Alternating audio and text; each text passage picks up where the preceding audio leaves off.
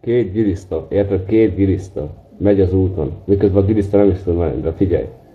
Két... Bazzik, és nem mondja részletekbe. Kettő, azaz kettő, egy meg egy, figyelj. Két giliszta megy az úton. De már, mint az előbb mondtam, nem tud menni, tehát csúszik. Na, két giliszta megy az úton. Meglátnak egy társ spagettit. Hát a giliszták fölre tesznek, nem? Új, ez kemény, várjál. Két...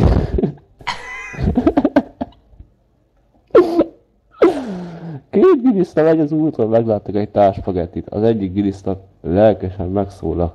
A giliszták nem is tudnak beszélni, de mindegy. Várjál. Várjál, két giliszta megy az úton.